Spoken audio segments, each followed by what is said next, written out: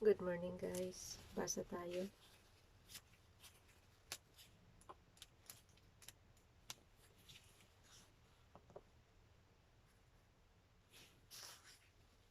Exodus 25:26.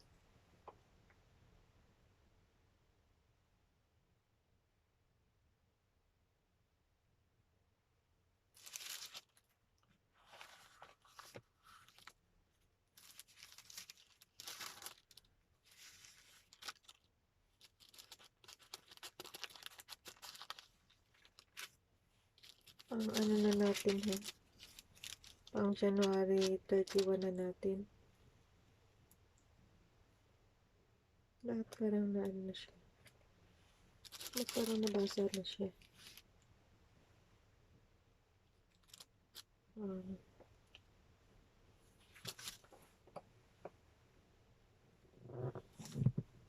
Tabernacle, wait.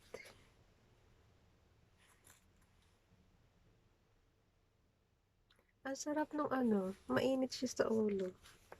Yung sa, nilagay ko sa pinaka-bonnet niya. Pang ano ng lamig talaga siya guys. Mura lang yan. Pinomote pa eh. 25-26. Hindi naman tayo ni-sponsor niyan, binayaran natin yan. Pero maganda. Exodus 25 and 26, Tabernacle Instructions. Teka lang guys 31 January.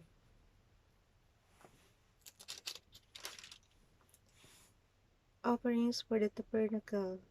The Lord said to Moses, tell the Israelites to bring me an offering. You are to receive the offering for me from each man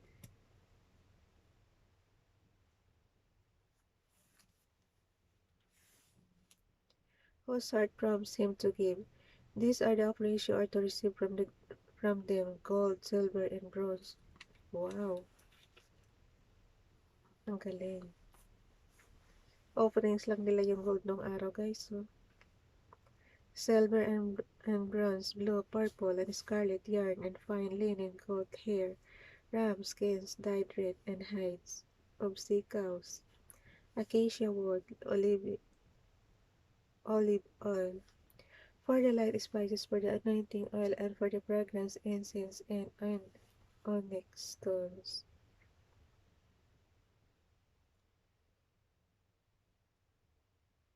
And other gems to be mounted on the ephod and breastpiece.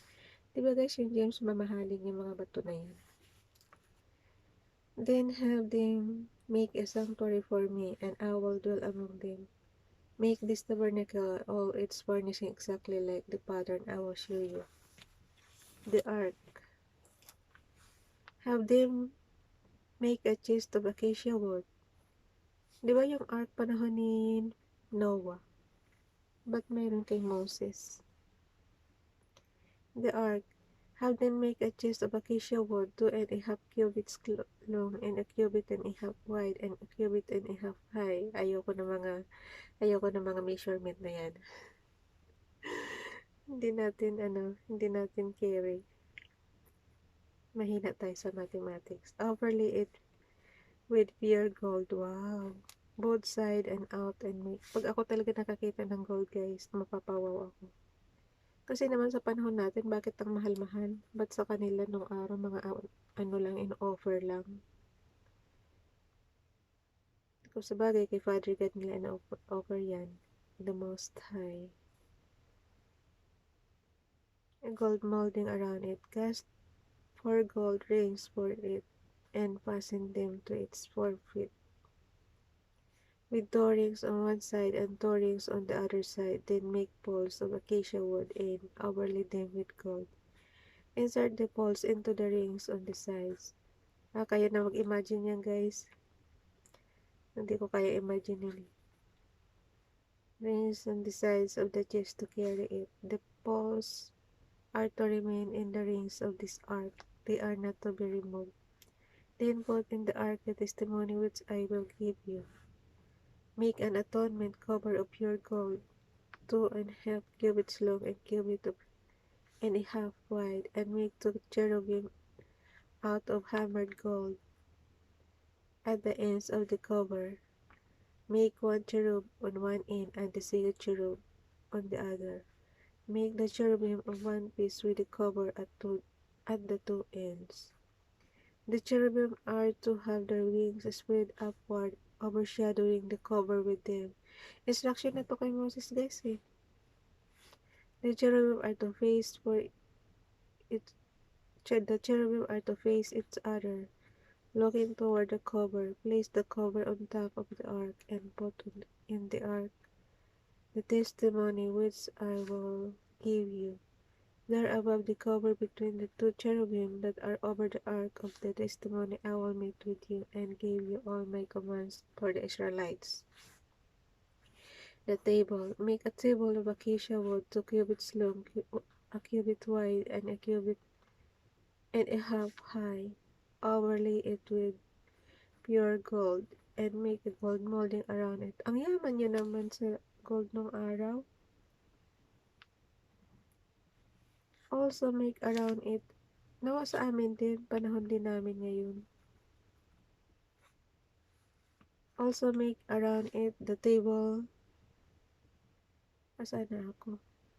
Nasa verse 26 na tayo, guys. Make a 4 gold rings of the table and fasten them to the corners where the 4 legs are. The rings are to be... Ba't walang mainis sa anak mo?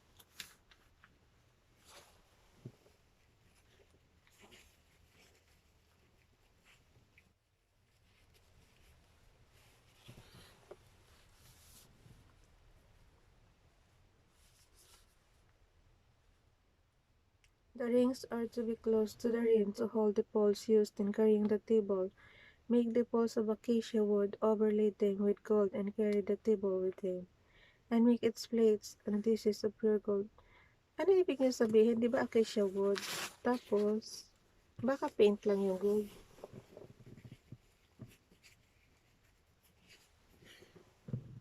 Ba, ano, nakalagay guys eh. Make 4 gold rings. So, yung rings ng acacia table, yun ang gold. Yan siguro. Balikan niyo yung verse 26. Make 4 gold rings of the table and fasten them to the 4 corners where the 4 legs are. The rings are to be close to the rim to hold the poles used in carrying the table. Make the poles of acacia wood, overlay them with gold, and carry the table with them.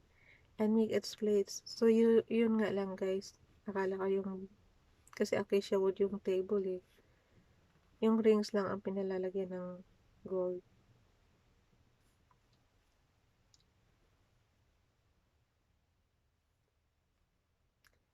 And make its plates dishes of pure gold, as well as its pitchers and bowls for the pouring out of offerings. Put the bread of the presence on this table to be before me at all times. Sagana talaga sila sa gold, guys. Meron mo pati dishes, pati pitches, bowls, puro gold. The lampstand. Make a lampstand of pure gold and hammer. Make a lampstand of pure gold and hammer it out, base and shaft. Its flower-like cups, buds, and blossoms. Paano sa panahon namin ngayon, Father God? Paggagawa ng ganito, puro gold din. Ang yaman o yayamanin.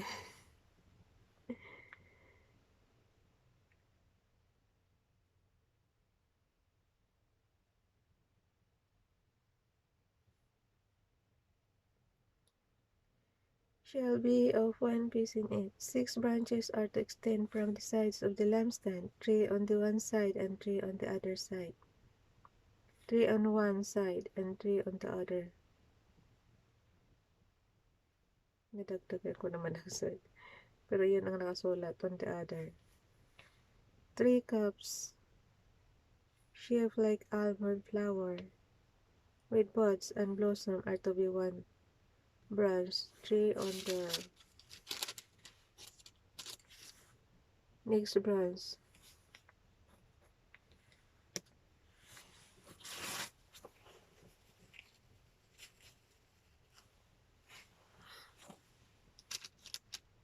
Diba guys? Tinatakpan ko nga tayo nga ko para hindi malamig. But umaangat naman. Next branch, and the same for all 6 branches extending from the lampstand. And on the lampstand there are to be 4 cups shaped like almond flowers, like with buds and blossoms. One bud shall be under the first pair of branches extending from the lampstand, a second bud under the second pair, and a third bud under the third pair. 6 branches in all. The buds and branches shall all be of one piece with the lampstand hammered out of your wood. Pero mo natatandaan lahat to ni Moses. Ito instruction sa kanya eh. Then make it 7 lamps and set them up on it so that they light the space in front of it. Its wick, trimmers, and trays are to be of pure gold. A talent of pure gold is to be used for the lampstand and all these accessories. See that you make them according to the pattern shown you on the mountain. Kailangan masunod niya yan. Nandito na tayo sa chapter 26. Kaya kayo mga gagawa ng tabernacle, gayahin nyo yan. Pag mayaman kayo. Pag mayaman lang yan. Pero puro gold. The tabernacle. Make the tabernacle with 10 curtains of finely twisted linen and blue, purple, and scarlet hair with cherubim worked into them by skilled craftsmen. All the curtains are to be the same size, 28 cubits long and 4 cubits wide. Join 5 of the curtains together and do the same with the other 5. Make loops of blue materials along the edge of the end curtain in one set, and do the same with the end curtain in the other set. Make 50 loops. O, ito naman sa pang interior designer naman itong mga to. Yung mga curtains naman. Make 50 loops on one curtain and 50 loops on the end curtain of the other set with the loop opposite each other. Then make 50 gold clasps and use them to fasten the curtains together so that the tabernacle is a unit. Make curtains of goat hair.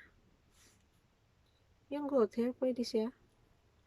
Curtains daw guys eh. Make curtains of goat hair for the tent over the tabernacle, 11 together. All 11 curtains are to be the same size, 30 cubits long and 4 cubits wide. Join 5 of the curtains together into one set, and the other 6 into another set. Fold the 6th curtain double at the front. Pero mo, ang daming ni Father God, no? Instruction. Grabe. May mga ibig sabihin kaya ito? Tanong lang natin sa mga expert. Nasusunod pa kaya ito ngayon?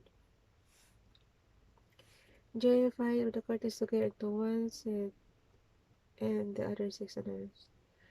Fold the 6th curtain double at the front of the tent. Make 50 loops along the edge of the end curtain in one set, and also along the edge of the end curtain in the other set. Then make 50 bronze clasps and put them in the loops to fasten the tent together as a unit. As for the additional clasps, and put them into the loops to fasten the tent. As for the additional length of the tent curtain, the half curtain that is left over is to hang down at the rear of the tabernacle. The 10 curtains will be a cubit longer on both sides. What is left will hang over the sides of the tabernacle so as to cover it. So, noong araw guys, kaya pala mga naglalakihan yung mga kortina nila noong araw. No? Umpisa palang mayaman na talaga sila. Make for the tent a covering of ram skins. Pero bakit sila nagpa-slave sa Egypt dati? Make for the tent a covering of ram skins dyed red and over that a covering of hides.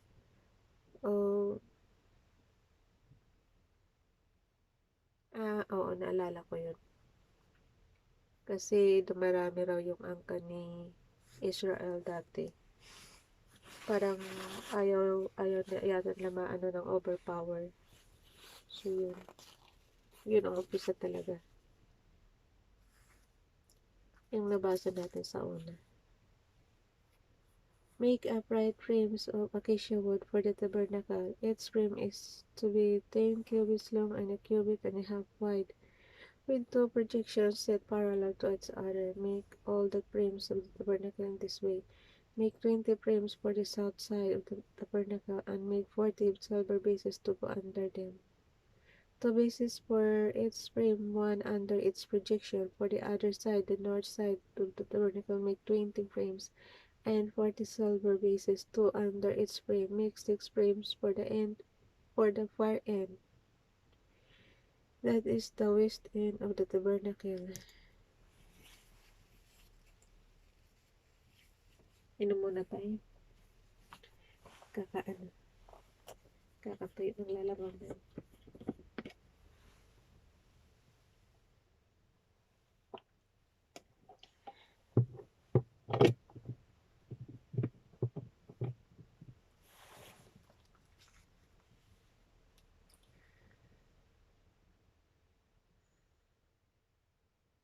Make upright frames.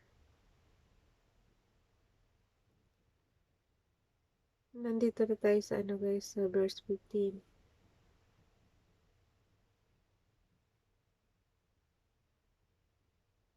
Make upright frames of acacia wood for the tabernacle. Its frame is to be 10 cubits long and a cubit and a half wide, with two projections set parallel to each other. Make all the frames of the tabernacle in this way. Make 20 frames of the south side of the tabernacle and make 40 silver bases to go under them, two bases to each frame, one under its projection. For the other side, the north side of the tabernacle, make 20 frames and 40 silver bases, two under its frame. Make 6 frames for the far end. At these two corners, they must be doubled from the bottom all the way to the top and fitted into a single ring. Both shall be like that. So there will be 8 frames and 16 silver bases, two under each frame. Also make crossbars of acacia wood, 5 for the frames on one side of the tabernacle, 5. Parang tinatamad akong basahin kasi hindi ko naman ito magagawa. Hindi naman ako mayaman. Gagawa talaga ng tabernacle eh.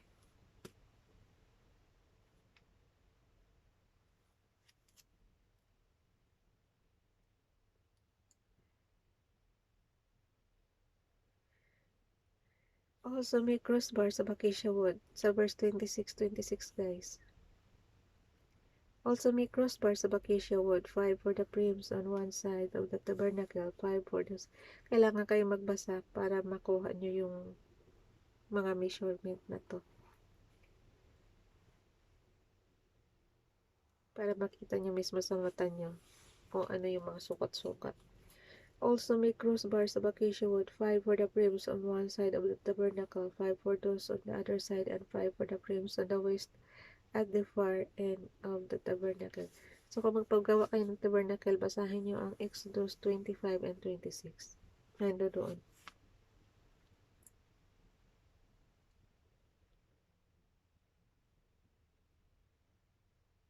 The center crossbar is to extend from end to end at the middle of the frames. Overlay the frames with gold and make gold rings to hold the crossbars.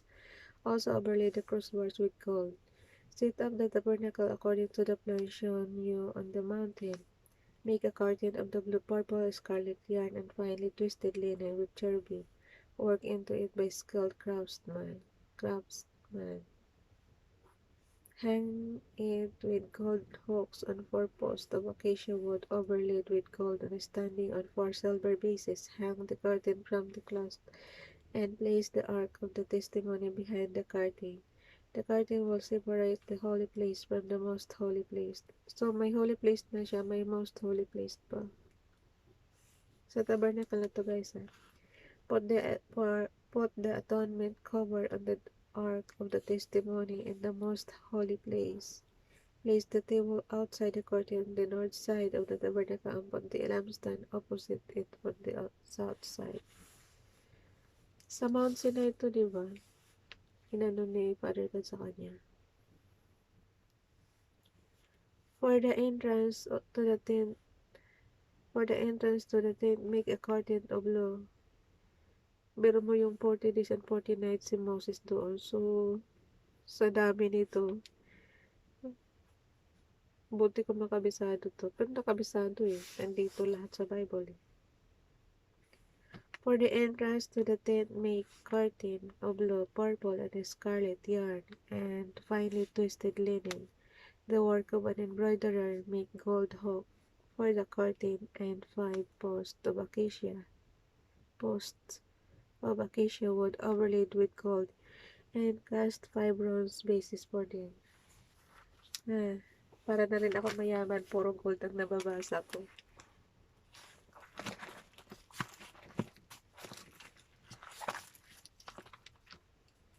Matcha na tayo, guys.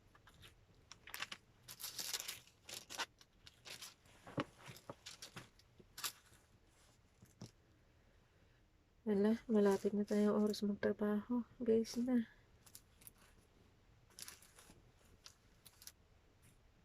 $20.17.34. Buti maiksi lang. 17.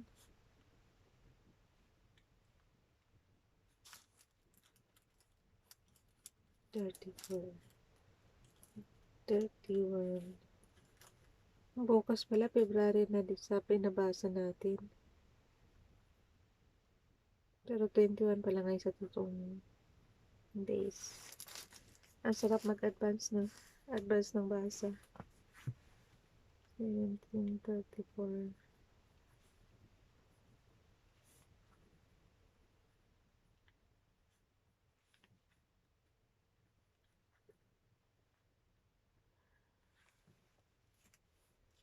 Jesus predicts the third time. Napapredict na ni Jesus yung kamatayan niya.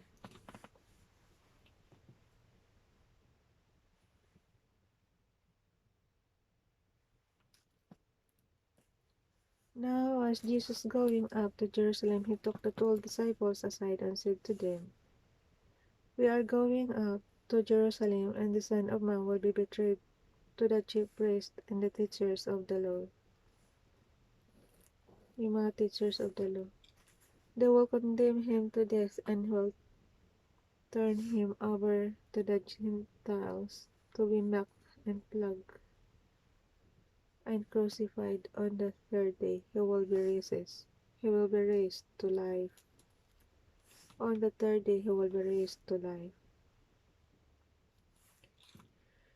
Jesus teaches about serving others. Oo, di ba nakakabuhay nga sila ng patay? So, mabubuhay talaga yun si Jesus. Jesus teaches about serving others. Then the mother of Zebedee's sons came to Jesus with her sons, and kneeling down asked a favor of him. "What is it you want?" he asked. She said, "Grant that one of these 2 sons of mine may sit at your right and the other at the left of your kingdom." Ay, yung nanay ni Zebedee.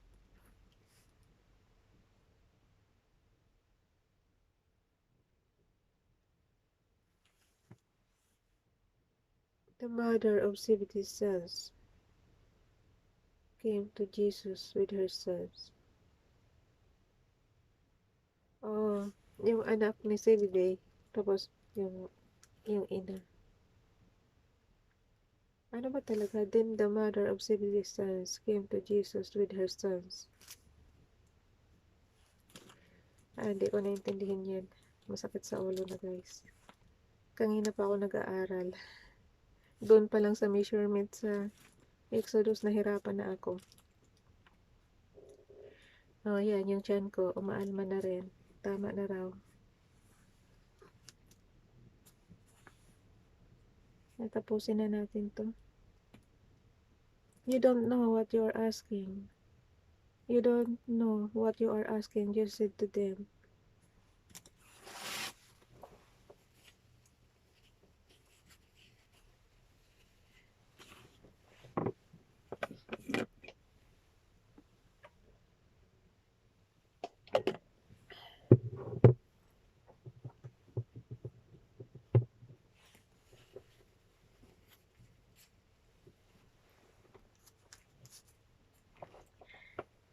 You don't know what you are asking, Jesus said to them. Can you drink the cup I am going to drink?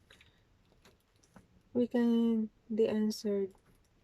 Jesus said to them, you will indeed drink from my cup, but at to sit at my right or left is not for me to grant. These places belong to those for whom they have been prepared by my Father. So, hindi si Jesus ang magde-decide kung sino ang nasa left at nasa side, kundi yung Father. Nakalagay guys, so. These places belong to those for whom they have been prepared by my Father. So, hinanda na yan ang ating Ama sa Langit. Hindi si Jesus ang may makapag-decide. When the 10 heard about this, they were indignant with the two brothers. Jesus called them together and said, you know that the rulers of the Gentiles lord it over them, and their high officials exercise authority over them. Not so with you. Instead, whoever wants to become great among you must be your servant, and whoever wants to be first must be your slave. Just as the Son of Man did not come to be served, but to serve, and to give his life as a ransom for many. Jesus heals two blind beggars. As Jesus and his disciples were leaving Jericho, a large crowd followed him. Two blind men were sitting by the roadside, and when they heard that Jesus was going by, they shouted, Lord, Son of David, have mercy on us.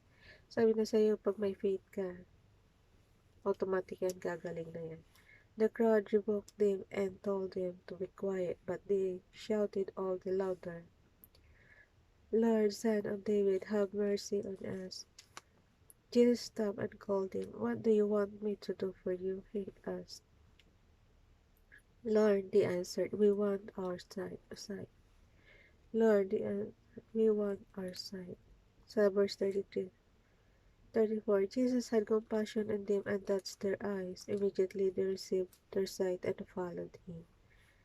Okay, salamat po. On time lang tayo, oras na ng trabaho guys. Bye-bye everyone.